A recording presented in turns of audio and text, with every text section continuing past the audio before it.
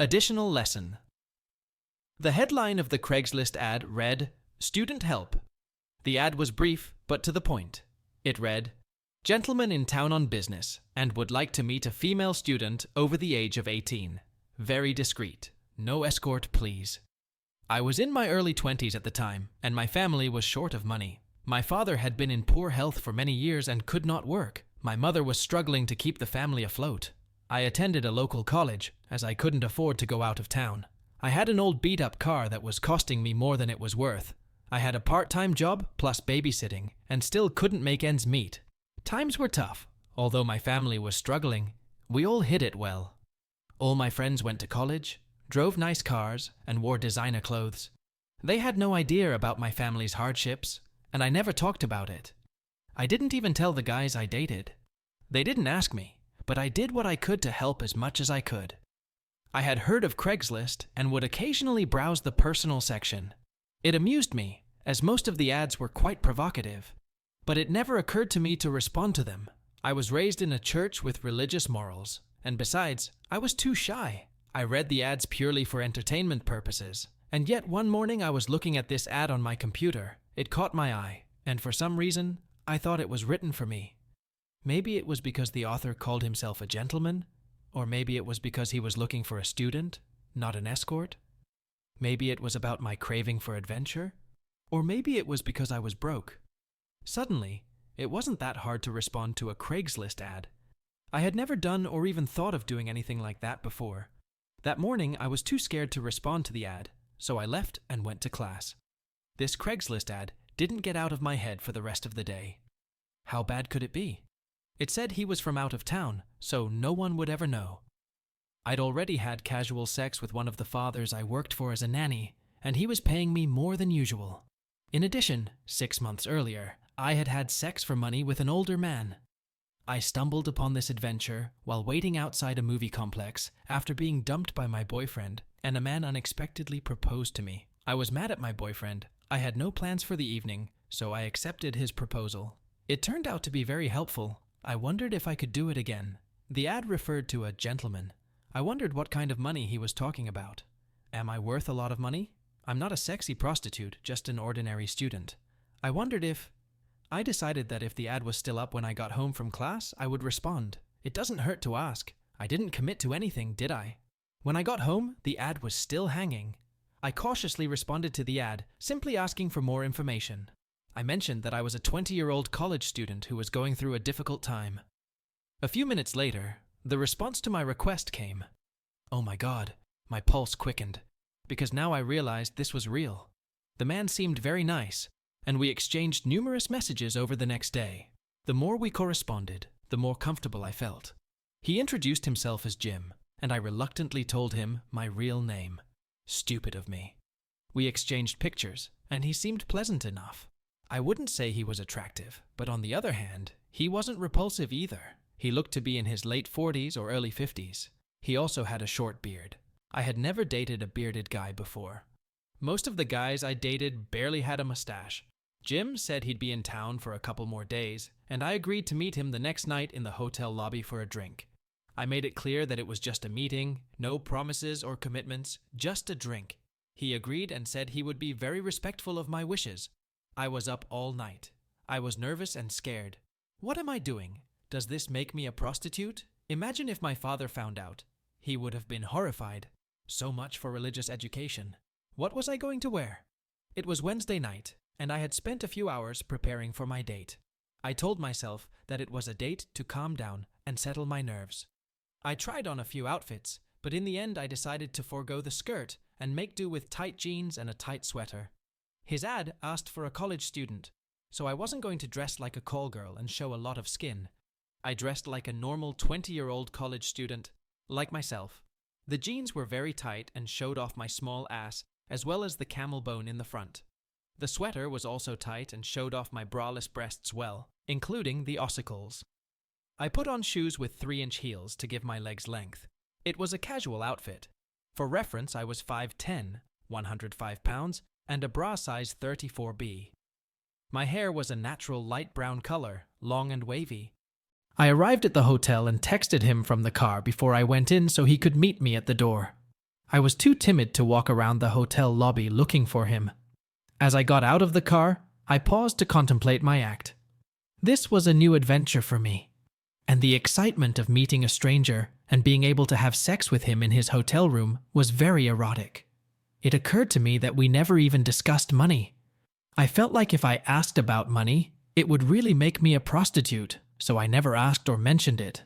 The thought was too dirty, too disgusting. It also occurred to me that we hadn't discussed exactly what he expected of me. I should have set some sort of rules or boundaries. This was all new to me, and I was too timid to discuss sexual and financial details with a complete stranger. The lack of details made things less messy, and also gave me the opportunity to say no. Besides, I might not have been his type, and the night might have ended after drinks. "Hi, April. Nice to meet you," he said. Damn, I shouldn't have told him my real name. I don't think I'm very good at it. He pointed toward the hotel bar, and we made our way to a quiet spot in the back. We sat down at the bar and began small talk. Jim seemed like a nice man, but not what I expected. I guess I had preconceived notions of what a man who proposes to young women on Craigslist should be like. Physically, he wasn't much taller than me in heels, and was definitely overweight. He wasn't my type at all, but then again, I wasn't going to date him. He could easily pass for any of the men from church. There were no red flags, and he gave me no reason to run away. After a couple of drinks to calm my nerves, he asked if I wanted to go up to his room. There was a pause. Wow. The question somehow caught me off guard. I'm not sure exactly why, but it did. I took a deep breath and nodded timidly. In the elevator, he gently put his arm around my waist. It was the first time he'd ever really touched me. My heart was pounding in my chest. I couldn't believe I was really going for it. As we walked down the long hallway, all sorts of scenarios ran through my head. I prayed he wasn't a serial killer or some kind of deranged person. He stopped, opened the door, and I hesitantly stepped into his room. I heard the door slam shut and bolt behind me. There was no turning back now. I couldn't help but notice that the king bed was huge and took center stage in the room. The room was dimly lit, and quiet music was playing in the background. There was no doubt about what was now expected of me. I was a little surprised when he immediately hugged and kissed me. He clearly wasn't wasting any time. He ran his hands over my body. All sorts of thoughts were running through my head. What had I gotten myself into? I convinced myself that this was like dating. I kept telling myself that this was no different than any other man I'd dated. I knew what men wanted. Then he pulled away from our embrace, stepped back and said in a firm voice, "Undress for me." I realized from his tone that it wasn't a request, but an order. I froze in place for about 20 long seconds while I thought it over. There was silence as our eyes met.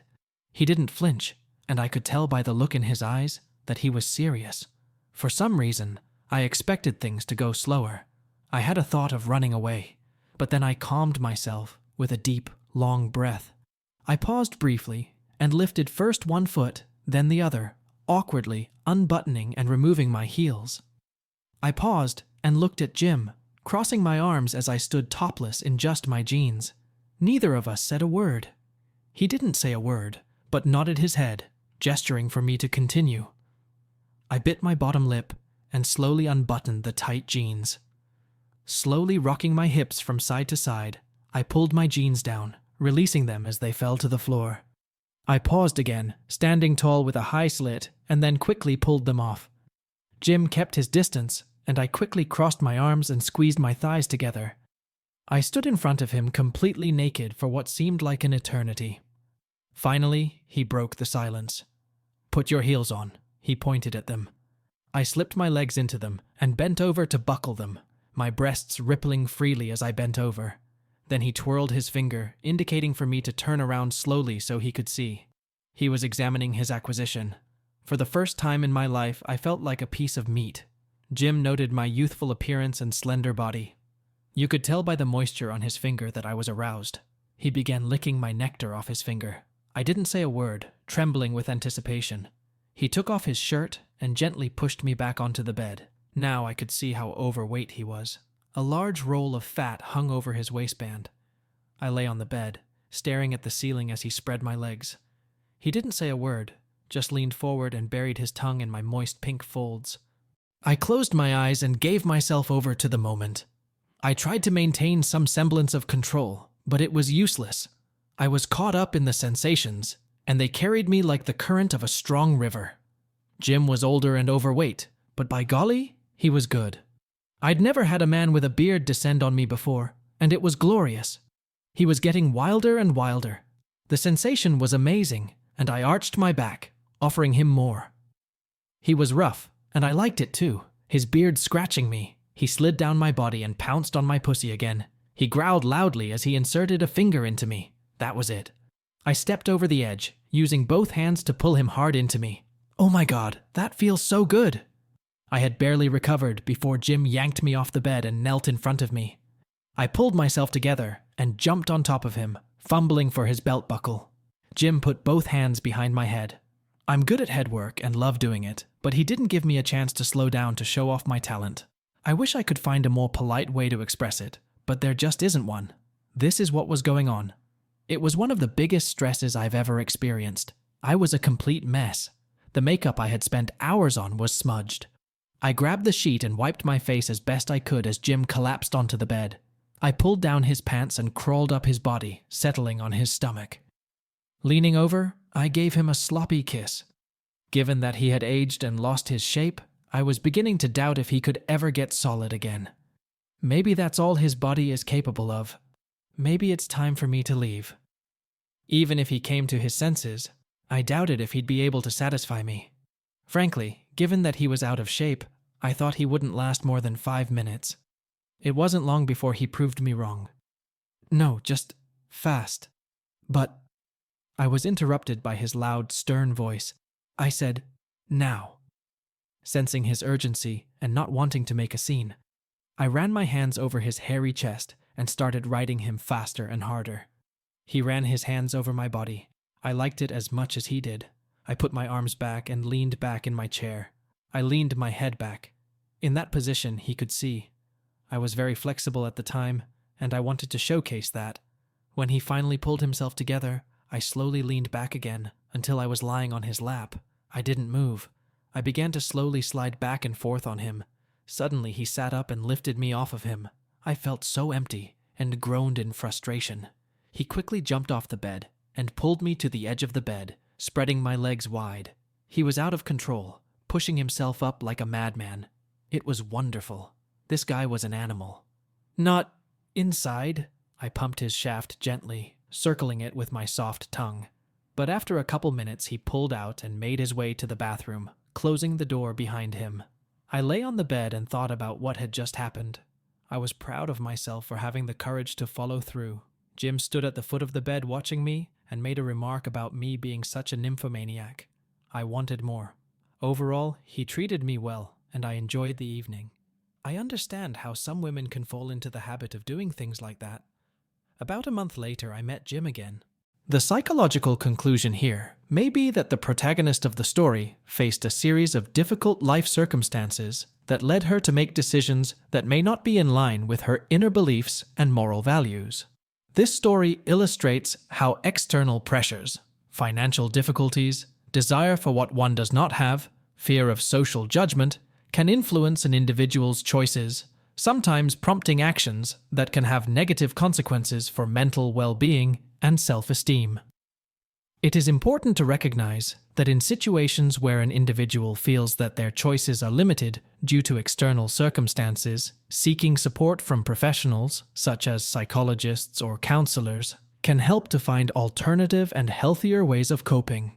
It also raises issues of self-esteem, personal boundaries, and the importance of discussing sexual consent and safety. It is a reminder that it is important for everyone to strive for self-knowledge and understanding of their boundaries, and to have the courage to say no in situations that conflict with his or her personal beliefs or may cause harm. The importance of support from loved ones and professionals during difficult times in life cannot be overemphasized. Dear friends and viewers, I want to remind you that the full and uncensored version of this story is already available on our Patreon. There you will find even more details and depth to the story that we could not fully reveal here. This is a great opportunity to support us and get exclusive access to the material we create. with great attention to detail and quality. Join our community on Patreon to explore all facets of our story and dive into new depths of storytelling with us. Your support is incredibly important to us, and we are grateful to everyone who chooses to join and support our creativity along the way. We hope to see you at Patreon, translated with deeple.com, free version. I closed my eyes and gave myself over to the moment. I tried to maintain some semblance of control, but it was useless. I was caught up in the sensations, and they carried me like the current of a strong river. Jim was older and overweight, but by golly, he was good. I'd never had a man with a beard descend on me before, and it was glorious. He was getting wilder and wilder. The sensation was amazing, and I arched my back, offering him more. He was rough, and I liked it too, his beard scratching me. He slid down my body and pounced on my pussy again. He growled loudly as he inserted a finger into me. That was it. I stepped over the edge, using both hands to pull him hard into me. Oh my God, that feels so good. I had barely recovered before Jim yanked me off the bed and knelt in front of me. I pulled myself together and jumped on top of him, fumbling for his belt buckle. Jim put both hands behind my head. I'm good at head work and love doing it, but he didn't give me a chance to slow down to show off my talent. I wish I could find a more polite way to express it, but there just isn't one. This is what was going on. It was one of the biggest stresses I've ever experienced. I was a complete mess. The makeup I had spent hours on was smudged. I grabbed the sheet and wiped my face as best I could as Jim collapsed onto the bed. I pulled down his pants and crawled up his body, settling on his stomach. Leaning over, I gave him a sloppy kiss. Given that he had aged and lost his shape, I was beginning to doubt if he could ever get solid again. Maybe that's all his body is capable of. Maybe it's time for me to leave. Even if he came to his senses, I doubted if he'd be able to satisfy me. Frankly, given that he was out of shape, I thought he wouldn't last more than 5 minutes. It wasn't long before he proved me wrong. No, just fast. But I was interrupted by his loud, stern voice. I said, "Now." Sensing his urgency and not wanting to make a scene, I ran my hands over his hairy chest and started riding him faster and harder. He ran his hands over my body. I liked it as much as he did. I put my arms back and leaned back in my chair. I leaned my head back. In that position, he could see. I was very flexible at the time, and I wanted to showcase that. When he finally pulled himself together, I slowly leaned back again until I was lying on his lap. I didn't move. I began to slowly slide back and forth on him. Suddenly, he sat up and lifted me off of him. I felt so empty and groaned in frustration. He quickly jumped off the bed and pulled me to the edge of the bed, spreading my legs wide. He was out of control, pushing himself up like a madman. It was wonderful. This guy was an animal. "Not inside," I pumped his shaft gently, circling it with my soft tongue. But after a couple minutes, he pulled out and made his way to the bathroom, closing the door behind him. I lay on the bed and thought about what had just happened. I was proud of myself for having the courage to follow through. Jim stood at the foot of the bed watching me and made a remark about me being such a nymphomaniac. I wanted more. Overall, he treated me well, and I enjoyed the evening. I understand how some women can fall into the habit of doing things like that. About a month later, I met Jim again. The psychological conclusion here may be that the protagonist of the story faced a series of difficult life circumstances that led her to make decisions that may not be in line with her inner beliefs and moral values. This story illustrates how external pressures, financial difficulties, desire for what one does not have, fear of social judgment, can influence an individual's choices, sometimes prompting actions that can have negative consequences for mental well-being and self-esteem. It is important to recognize that in situations where an individual feels that their choices are limited due to external circumstances, seeking support from professionals, such as psychologists or counselors, can help to find alternative and healthier ways of coping. It also raises issues of self-esteem, personal boundaries, and the importance of discussing sexual consent and safety. It is a reminder that it is important for everyone to strive for self-knowledge and understanding of their boundaries, and to have the courage to say no in situations that conflict with his or her personal beliefs or may cause harm. The importance of support from loved ones and professionals during difficult times in life cannot be overemphasized. Dear friends and viewers, I want to remind you that the full and uncensored version of this story is already available on our Patreon. There you will find even more details and depth to the story that we could not fully reveal here. This is a great opportunity to support us and get exclusive access to the material we create, with great attention to detail and quality. Join our community on Patreon to explore all facets of our story and dive into new depths of storytelling with us. Your support is incredibly important to us, and we are grateful to everyone who chooses to join and support our creativity along the way. We hope to see you at Patreon.